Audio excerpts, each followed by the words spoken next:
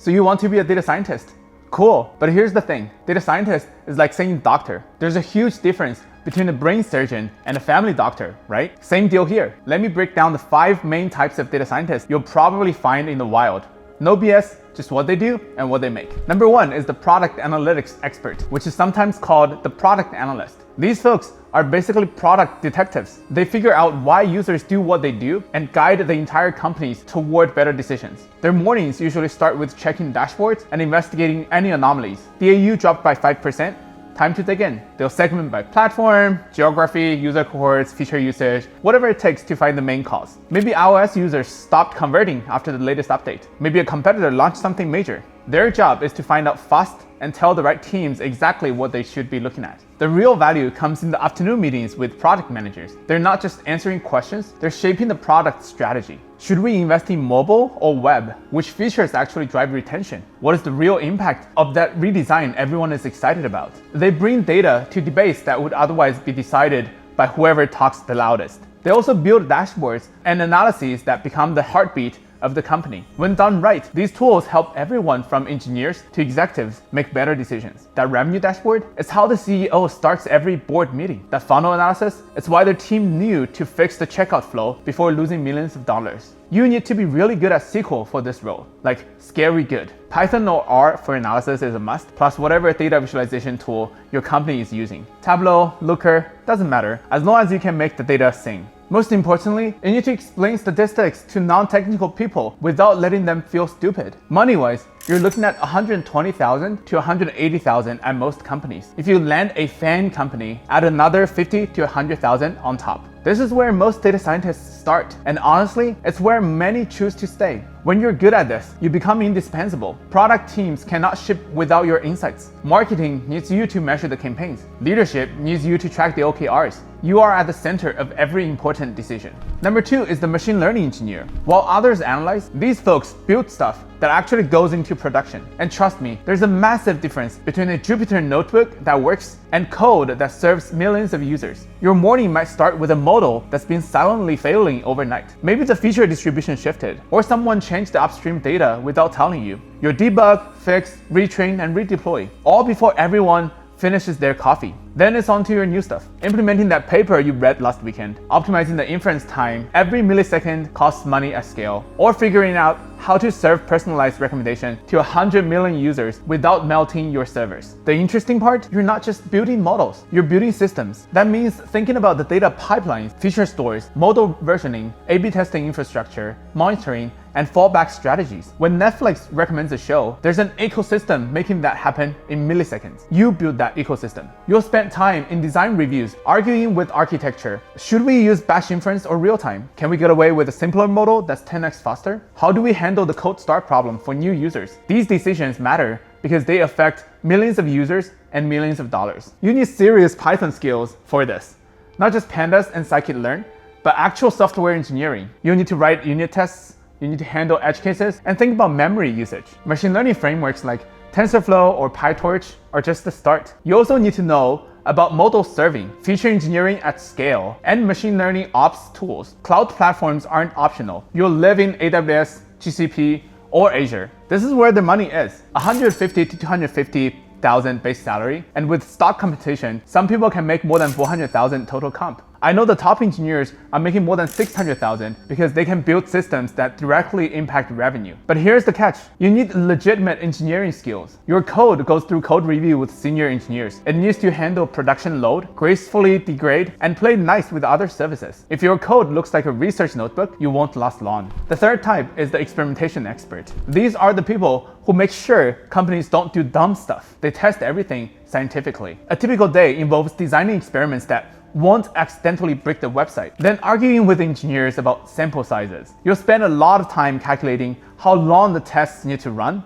and spoiler alert, it's usually longer than anyone wants. And here comes the fun part. Writing reports explaining why that amazing new feature everyone loved actually made things worse. But here's where things get more interesting. Sometimes you can't run experiments at all. Maybe it's too expensive, maybe it's unethical, maybe it's just impossible. That's when you need to start using something even more advanced, causal inference. You'll use techniques like instrumental variables or difference in difference to establish causality from observational data. It's like being a detective with math superpowers. For this role, you need real statistics knowledge, not just memorizing what p-value means. Experimental design and causal inference are your bread and butter. Oh, and patience, lots of patience, because everyone thinks their gut feeling beats your math. The pay is not bad, 140 to 200,000 base salary, and senior roles can make even more than 250,000 base salary before any stock options. Companies are finally realizing that guessing is expensive. Netflix, Airbnb, Microsoft, they're all desperate for good experimentation people who can prove what actually works. And the fourth type is the research scientists, or usually the PhDs. These are the folks pushing the boundaries, publishing papers, and building stuff nobody has built before. If MLEs make products work,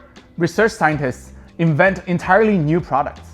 Your day is wonderfully unpredictable. Mornings might start with implementing a new paper that just dropped on ArcSci, trying to reproduce their results. Spoiler, half of the time you can't, because academics are terrible at sharing implementation details. And by lunch, you're in a brainstorming session about how to make language models understand user intent better. And in the afternoon, you're writing proofs to show why your new algorithm converges, or running experiments that will take 3 days on a cluster of GPUs. The best part of this job is the freedom to fail. Your manager expects most of your ideas to not work. That's the point. You're exploring the unknown. But when something does work, you might change how the entire industry approaches the problem. Think about how the transformer models revolutionized NLP. Some research scientists had the freedom to pursue these crazy ideas. You'll collaborate with academia, publish papers, and present at conferences. But unlike academia, you have the real data, you have the real computational power, and real users to validate your ideas. When you publish, it's not your theory, you've tested it on millions of users. Your paper might describe a new recommendation algorithm that's already serving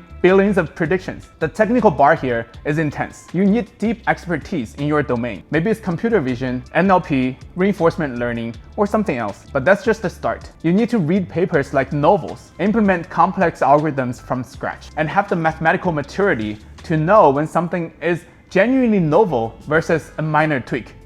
PhDs are usually required, but not because of the credential, but because you need those years of training to operate at this level. Base salary runs at 180 to 300,000, but the real money comes when your research becomes a product. I know research scientists whose work became core to their company's business, and their compensation reflects that impact. Some are making more than 500,000 if their names are recognized in this field. This path requires patience and thick skin. You'll spend months on ideas that go nowhere. You'll get papers rejected. You'll watch simpler solutions win because they're easier to implement. But if you love the process of discovery and have the technical chops to push the boundaries, this is your dream job. And the last one is the full stack data scientist. Now here's the wild card. These unicorns combine all the skills above and deploy whatever is needed for maximum impact.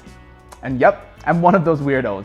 Monday, you're doing the product analytics to figure out why the conversion dropped. Tuesday, you're building a quick machine learning model to personalize the homepage. Wednesday, you're designing an experiment to test a new feature.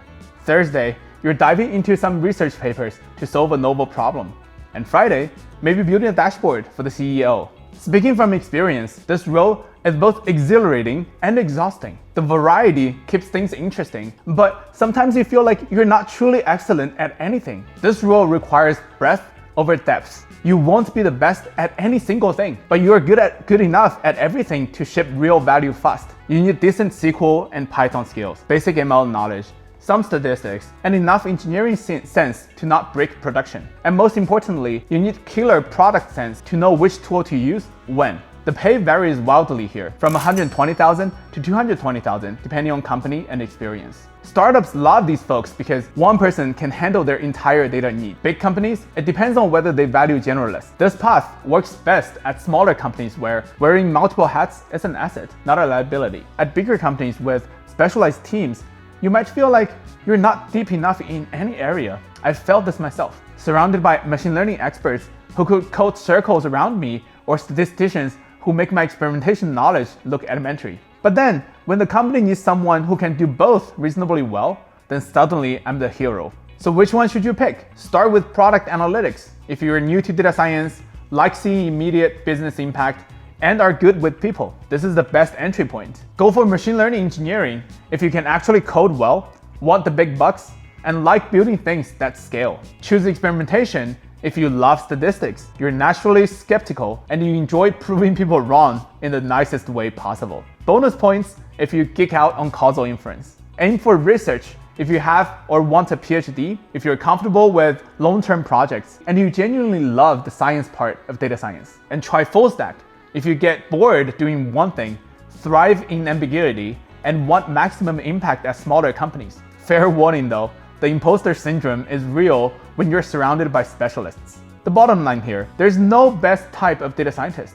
I know product analysts making $300,000 because they're that good at driving business value. I also know machine learning engineers who are miserable because they just want to analyze the data, not building productional systems. The key is figuring out what you actually enjoy doing. Love coding? Machine learning engineering. Love business problems? Product analytics. Love everything?